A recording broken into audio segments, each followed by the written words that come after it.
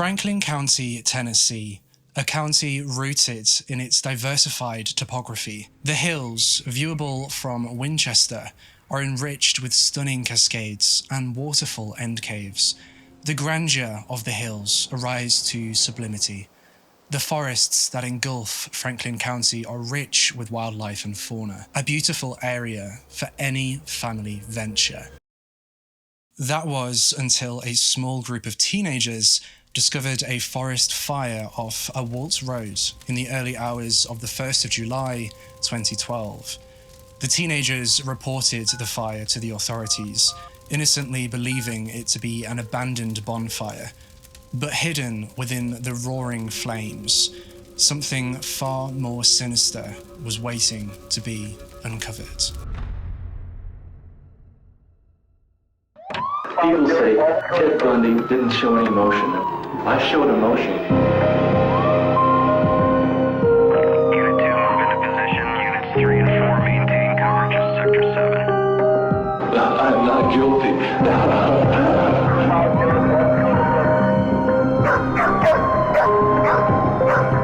Opening clear. We have a visual. Repeat, we have a visual.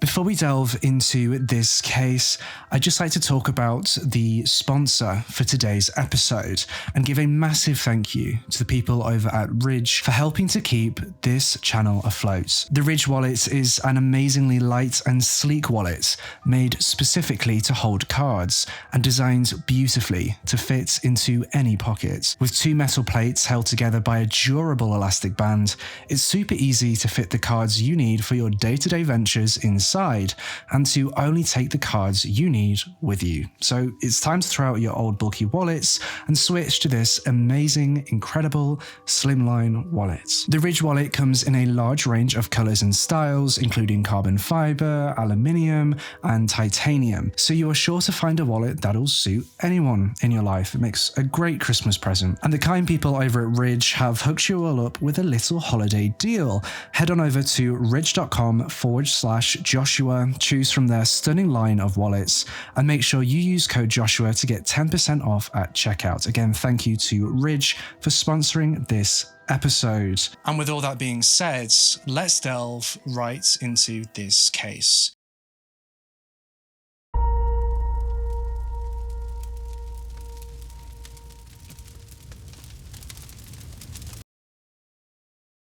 Erica Megan Sharpton, known as Megan Sharpton to all those who knew her, was born on the 24th of October 1987 in Tullahoma, Tennessee. Megan was born into a comfortable family, with both her parents and grandparents being around during her upbringing. She was actually one of 7 siblings. Megan was described by her friends and family as being one of those people who were always good at what they did. She was intelligent, had a quick wit, and knew how to get things done. Megan was also known for her contagious laugh and her ability to cheer up anyone with just a smile. Her personality was genuine and authentic. She was caring, polite, and loving towards everyone in her life. Megan's family moved around a lot during her childhood until they eventually settled in Winchester when Megan had been in high school. Despite the move, she was very quick to form close relationships with other students at her high school. According to one of Megan's friends, Megan treated everyone the same, regardless of whether you were a janitor or someone higher up. She didn't see the social construct of defining value, a person's value, based on their job position. She just saw the world as it was and treated people with kindness. At the age of 13, Megan developed a love for CSI and true crime programs, a love which she shared with her friends. Megan would actually go on to tell her friends that, quote, "That would never happen to me. I'm too smart for that." And this wasn't a lie. She was extremely smart. Megan achieved consistently high grades at school, and she soon set her sights on nursing school. Megan's caring and compassionate personality saw her naturally drawn towards a career in nursing, a career which would fulfill her caring soul. It was a perfect match for her. It was also a job that would challenge her intellectually. And Megan's mother was beyond supportive of her career goals. The bond between Megan and her mother was unbreakable. They were the best of friends. Megan applied to and was accepted at Shelbyville Technical School, which was located in Winchester, to study to become a nurse. To keep herself afloat during her studies, Megan applied for a job at a local restaurant, which she was accepted for. Megan would work as part of the wait staff at the restaurant in the evenings, after her classes, and at the weekends, and would occasionally travel back to her family home. She lived on or close to campus during her studies at the nursing school. Megan drove a 1995 red Ford Mustang to and fro her classes, workplace, and her family home. She always made sure to let her mother know what her day-to-day plans were, which was the root of her mother's worry as evening came around on Sunday, the 1st of July 2012.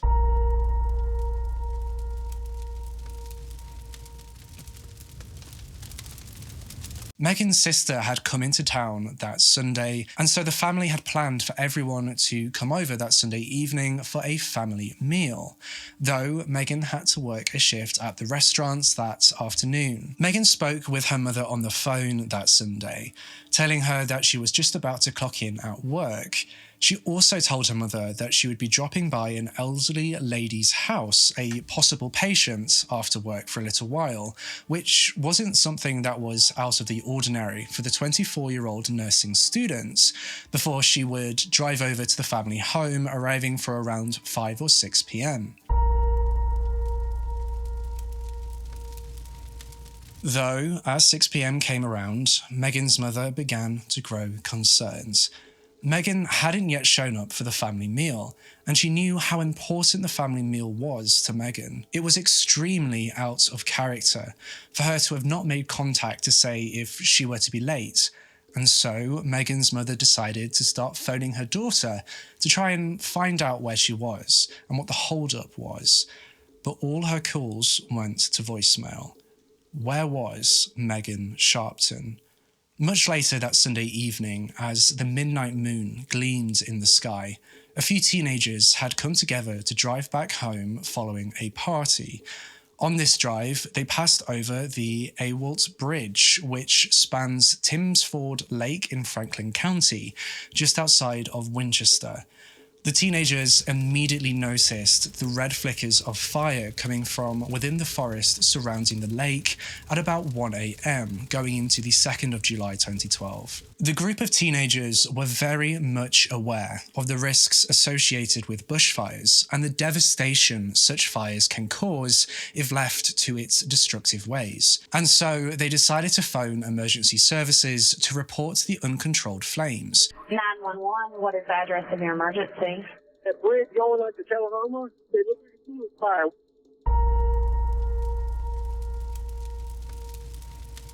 The authorities were immediately dispatched to investigate the forest fire and to determine whether the fire service needed to be contacted to contain the flames or whether the police could simply extinguish it themselves. That particular summer Sunday, even going into the evening, was very hot and dry, with temperatures reaching 104 degrees Fahrenheit or 40 degrees Celsius.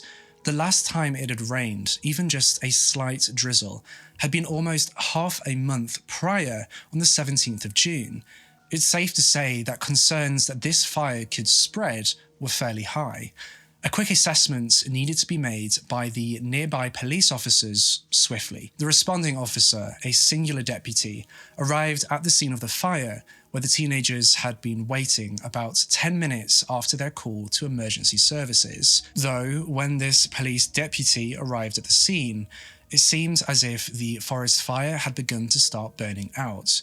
A crisis averted. However, the retreating flames of the fire revealed something that would turn this simple call-out into a full-blown murder inquiry.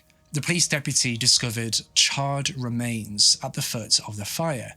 It appeared immediately that the fire had been intentionally set and was constructed in a similar fashion to a bonfire. The charred body had sustained numerous injuries, and it was clear to the police deputy that whoever this was before him was no longer with us. The body was that of a young woman, and she had been found partially clothed. The police deputy requested backup and began to cordon off the area as a crime scene. He also ensured that the teenagers that had reported the fire to the authorities didn't go anywhere. They may know something more about this discovery than they had been letting on. The first major obstacle that this police deputy had to overcome was preserving the crime scene. A crime scene that currently had a fire, destroying potentially vital evidence. A fire extinguisher may be the first port of call that comes to mind, but using one would actually destroy vital evidence on the body and in the surrounding area due to the force in which the compounds within the extinguisher are fired. So how could this police deputy extinguish the fire while preserving the scene? The old-fashioned way. Water. The police deputy grabs a bottle of water from his vehicle and gently pours the water over areas of active burning on both the victim and the crime scene. This method was the least destructive manner in extinguishing a fire with the limited resources the deputy had on hand at the time. The Franklin County Sheriff's Office was notified of the deputy's discovery, and they scrambled units in the area straight to the scene. The area in which the discovery had been made wasn't very notable. It wasn't an area where a lot happened. It was just a place that you would see as you pass the Toms Ford Lake and promptly forget you'd ever seen. It was boring, it was remote, and the nearest building was a church located up on a hill. There was no form of civilization in that area. The next nearest neighbour to the church was across the lake itself. Despite this, it wouldn't have been suspicious to have seen a car parked up in this kind of area around the lake, as a passerby would have presumed the car's passengers to be going for a walk around the lake or taking part in other water-based activities. Initially, observations of the young woman's remains determined that she had sustained a major trauma to her head, and it was highly likely that she had died as a result of this trauma before being dumped and set alight. A further observation was made at the crime scene regarding the way in which the fire had been constructed. It was determined that the fire appeared to have been made in a way that concentrated the flames on the private regions of the victim. Such a construction of a fire made it clear that whoever had been responsible had intended to use the fire to destroy identifying evidence. As you can imagine, this observation gave the initial indications that this murder had been sexually motivated. Was it a murderous spouse or boyfriend? Was this a crime rooted in adultery or jealousy? The police decided to talk with the teenagers that had called in the fire to try and find out any more information. The two teenagers told the detectives that they had been playing pool at a friend's house and that they had been on their way home when they had seen the flames in the forest. The two teenagers were extremely distressed, and they were both sober and lucid. The investigators quickly determined that it was highly improbable that they had any actual involvement in the crime that had taken place, no more than innocently calling in a forest fire. This left investigators with one major question: who was the young girl that lay before them? Detectives began carefully examining the charred body in an attempt to uncover any identifiable attributes. They had been unable to locate any personal possessions at the crime scene, such as a driver's license or mobile phone.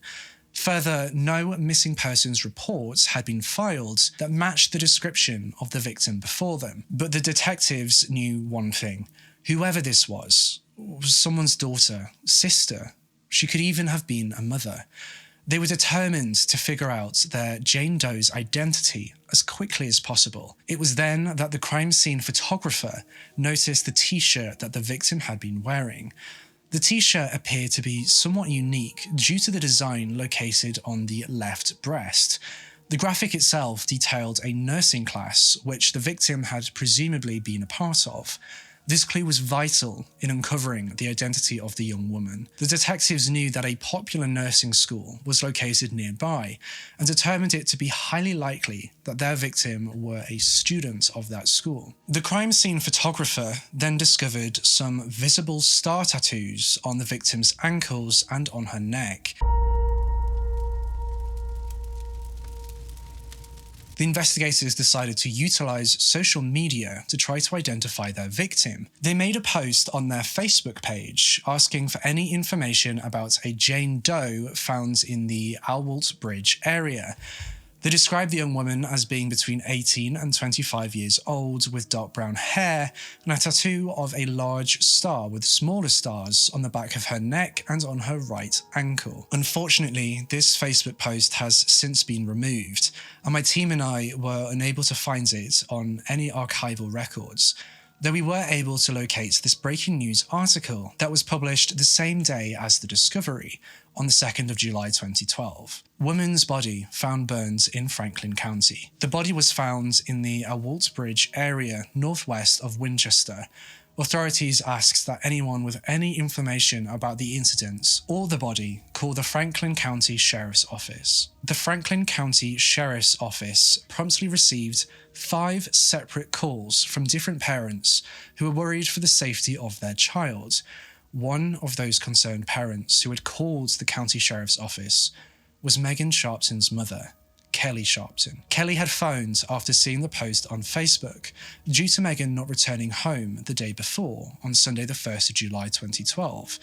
She informed the investigating officers of how her daughter Megan hadn't returned home for dinner as had been planned, and she was asked to describe her daughter over the phone. Kelly describes Megan as having long hair, being 24 years old, and having small star tattoos on her ankle. Kelly's description of Megan matched the description of the investigators' Jane Doe to a T, something that Kelly had been praying wasn't the case. She had hopes that maybe Megan had gone out to a party or had been held up and was safe.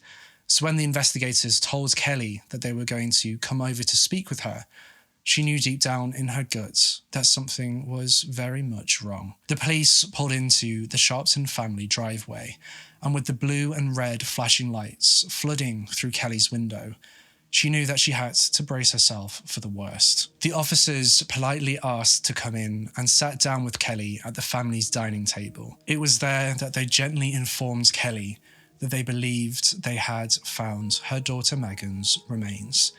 The world fell silent for Kelly as she hung on to each word that left the mouths of the officers sat in front of her. Though what exactly those words were, Kelly had no clue. They passed through her like an airplane through a cloud that quickly morphed into a dark thunderstorm. The reality hit Kelly fast, and the investigators were desperate to extract any information out of Kelly, with the notion of the first 48 hours following a crime being the most vital at the back of their minds. They needed to piece together a timeline of events and try to establish the key characters within Megan's life. Kelly was a strong woman, and she knew just how important it was to answer the police's questions right now. After a few moments, she managed to compose herself, forcing the pain, the anger, the denial, the grief to the back of her mind, emotions she would confront after the police had left. Kelly told the investigators about the same timeline of events we discussed earlier in this episode, of how Megan was supposed to come home for a family dinner as her sister was in town, of how she had gone to work at her usual gig at a local restaurant, and of how she was supposed to be meeting an elderly lady who may become a potential patient for her. Kelly also told the detectives that Megan's sister had also phoned Megan on the day she went missing. The phone conversation was brief and was made shortly after Megan's sister had arrived at the family home for dinner. Megan's sister simply told her that she had now arrived and said to come over as soon as she's able. That was the last known communication that any member of the Sharpton family had with Megan. The investigators then came to a sudden realization. Where was the 1995 red Ford Mustang that Megan drove everywhere?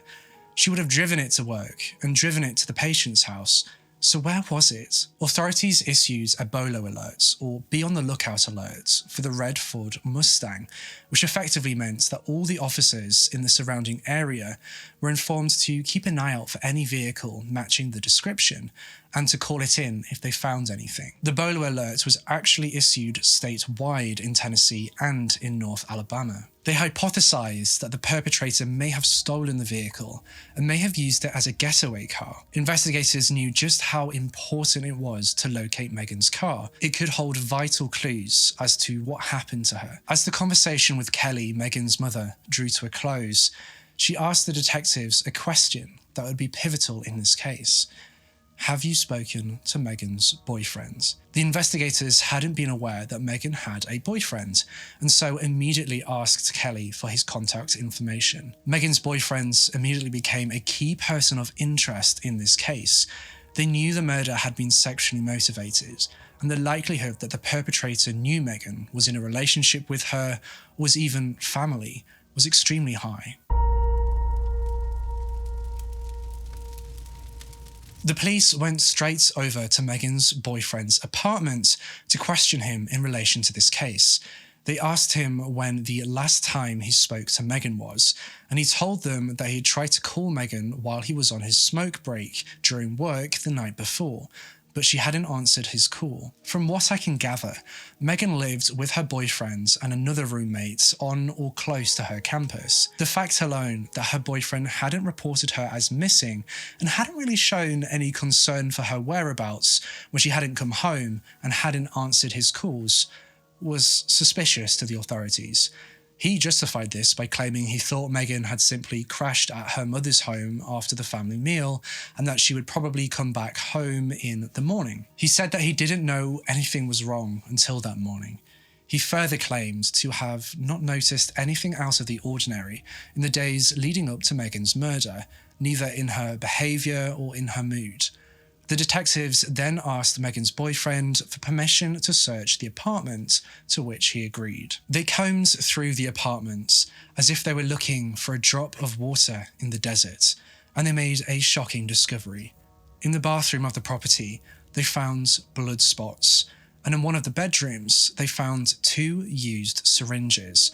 As a result of these discoveries, the detectives decided to bring both Megan's boyfriend and his roommate in for further questioning. And it was while they were walking to the police car that one of the detectives received a call detailing that Megan's 1995 red Ford Mustang had been found. The red Ford Mustang had been found 20 miles away from the location of Megan's body, and the vehicle showed no signs of a struggle or forced entry. They did find a handwritten note on the passenger seat of the car, written in what was later determined to have been Megan's handwriting. The note was simply an address, but when the detectives ran the address through their database, they discovered that the address simply didn't exist. Who had given Megan this address? Why had she written it down?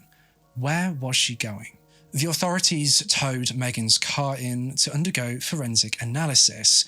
While no obvious clues had presented itself within the vehicle, there very well could be microscopic evidence hidden from the naked eye, though this forensic examination would be a process that would take a few days at best. The detectives knew that their time was running out, and they had to chase every lead until they found something. They decided to begin the interrogation of Megan's boyfriend. He was a key person of interest in the case, as he might have been holding back vital information.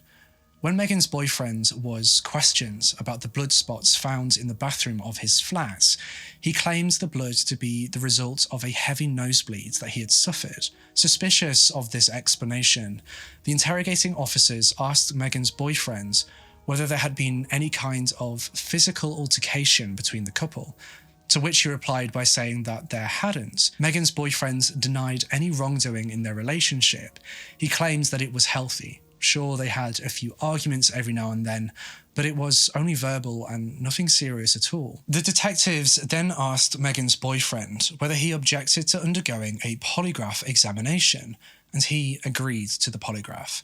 If you've been on my channel a while, You'll know my thoughts on the polygraph and how inaccurate they can be. I discussed this in my Orange Socks murder case. I'll leave a link in the iCards above. There is a reason that polygraph tests are inadmissible in court.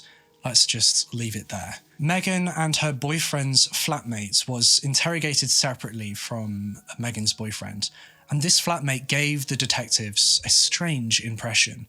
They confronted the flatmate with the syringes found in his bedroom, suspecting that the flatmate's illegal hobby might have played some role in Megan's death. Perhaps it was a drug deal gone wrong. The flatmate categorically denied that Megan or her boyfriend had ever used illegal drugs, as far as he was aware. He stated that even if Megan had begged him for drugs, he wouldn't let her do any.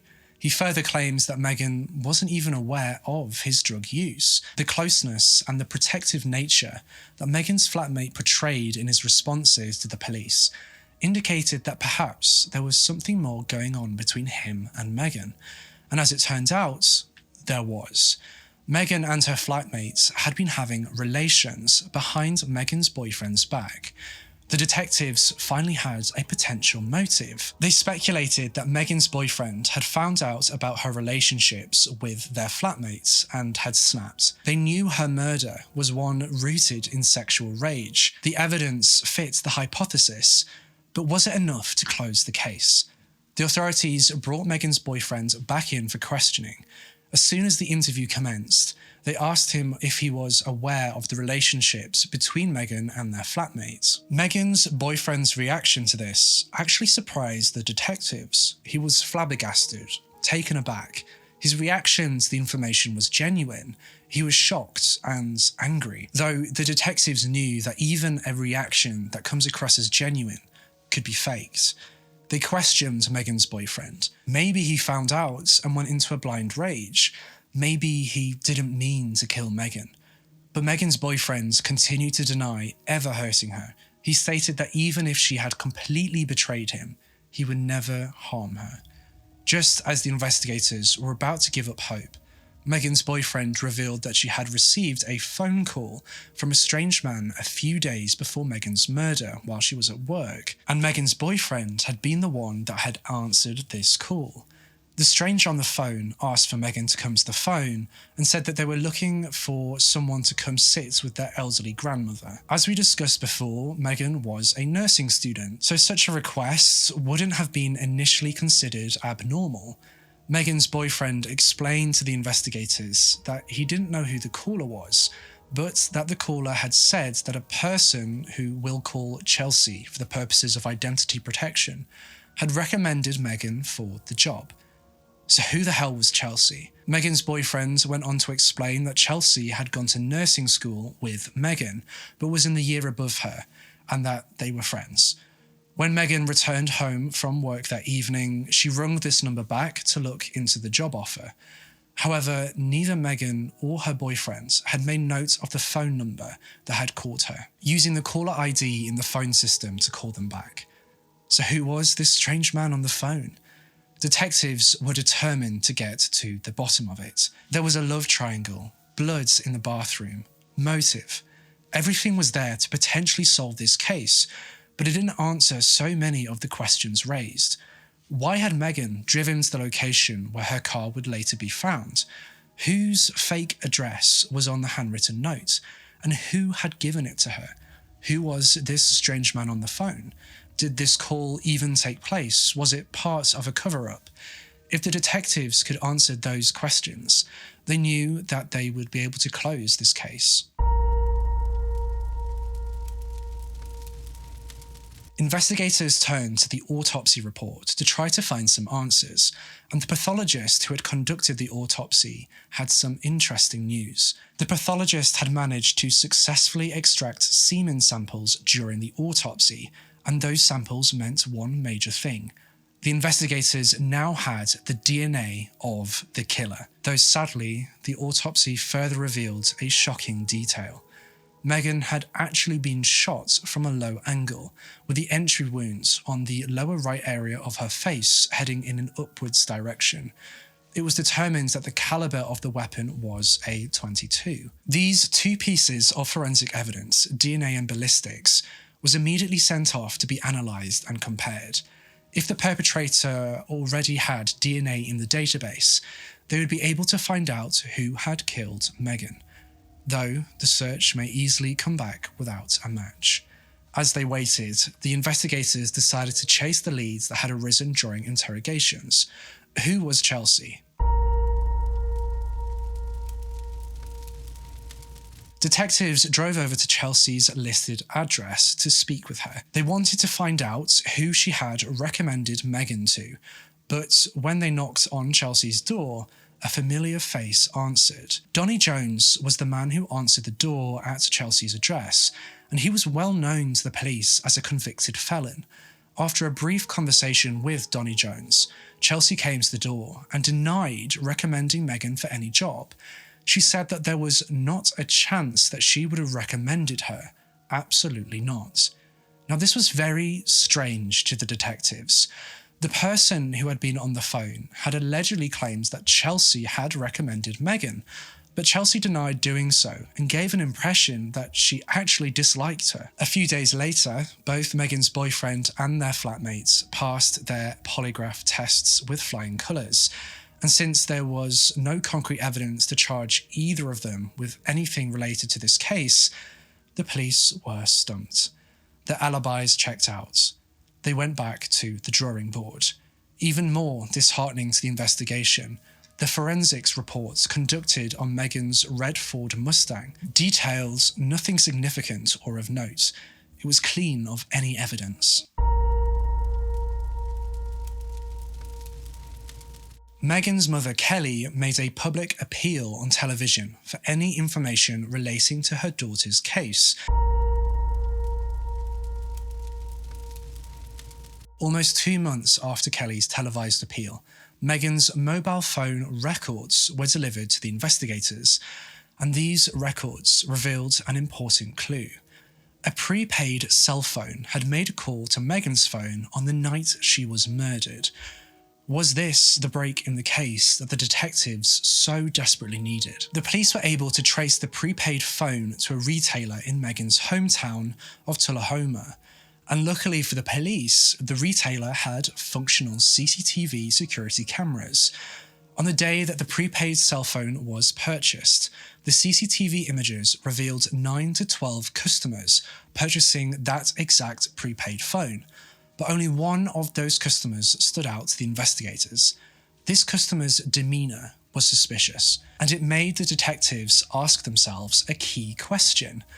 Why was this customer buying a prepaid cell phone when he very clearly had a nice cell phone which he had placed face up on the checkout counter? Investigators then followed this customer on the CCTV out of the store and into the parking lot, where they saw him get into a red pickup truck. Following a series of calls made to investigators in neighbouring counties, they were actually able to positively identify the customer as a man called Timmy. What was Timmy's involvement in all of this? Was he the one that they had been looking for? A BOLO alert for Timmy and his vehicle was immediately issued, and by the following day, Timmy had been found. Police officers rushed to question Timmy, and it was during this questioning that Timmy revealed that he had actually bought the phone for a friend. It even transpired that it was this same friend that had actually sold Timmy and his brother the red pickup truck seen in the CCTV images. Did this friend even exist? Was this an attempt at a cover-up? Investigators didn't believe Timmy's story one bit. That was until Timmy told them the name of this friend. Donnie Jones. Donnie Jones had been living with Chelsea, Chelsea being his wife, the person who had allegedly recommended Megan to the stranger on the phone. So if Donnie Jones was in fact the person on the phone, what was Chelsea and Donnie hiding? The detectives then went over to Chelsea and Donnie Jones's home and asked them to consent to a search of their property. But it was as Chelsea was about to agree to the search that Donnie Jones stated that he needed to talk to his lawyer. And unfortunately, the detectives hit yet another stumbling block. Donnie Jones's lawyer instructed him to not permit a police search without a warrant. And the police didn't have substantial grounds for a search warrant. And so they decided to watch Donnie and the house.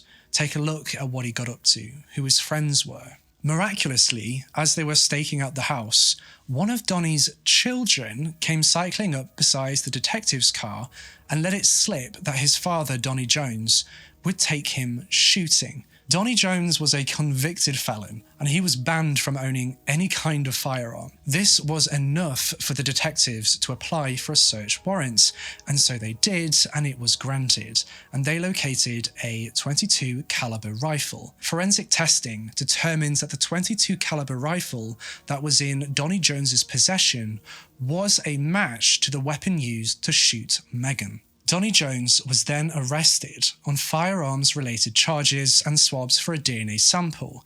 The authorities were then able to use this DNA sample and compare it against the semen sample found during the autopsy.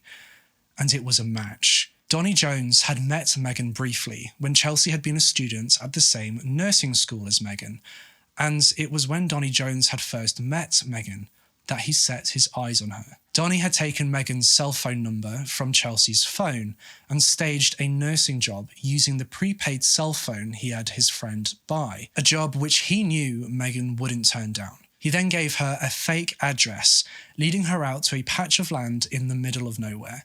When Megan had arrived at that patch of land in her 1995 red Ford Mustang, Donnie Jones pulled up behind her in his red pickup truck, a truck he would later sell to try to dispose of any evidence. Megan then got out of her car and happily walked over to Donnie's vehicle. It was then that, from the seats of his red pickup, Donnie Jones shot Megan at point-blank range in the right side of her face. As can be inferred from the DNA evidence, he then proceeded to rape Megan as she died. Donnie Jones then put Megan's body in his car, drove to the land near Tom's Ford Lake, built a small fire, and attempted to burn her remains, destroying any evidence. Donnie Jones had raped and murdered Megan Sharpton simply because he wanted to have sex with her. He ended the life of a talented and loved nursing student to satisfy his own sexual desires. 37-year-old Donnie Jones was charged with first-degree murder, felony murder, 2 counts of aggravated kidnapping, and 2 counts of aggravated rape. He pled guilty to the charge of first-degree murder and was sentenced to life in prison without the possibility of parole. Justice was found for Megan and her family, but sadly, the family would face yet another tragedy. On the 8th of November 2013, just over a year since the murder of her daughter, 47-year-old Kelly Sharpton passed away. The cause of death isn't public knowledge. We can only hope that despite 2 tragedies in the Sharpton family within a year and a half of one another, that the Sharpton family are able to find some peace and move forward, keeping both Megan and Kelly close in their hearts. Make sure you're subscribed to this channel and you've hit that bell icon so you can be notified every single time I post a brand new Curious Case episode. Let me know what you thought of this case down in the comment section below. Follow me over on Twitter and Instagram if you so desire. If you want to see a case covered on this channel, then head over to requestacase.com and send in your case submissions there. And with all that being said, I'll see you in the next case.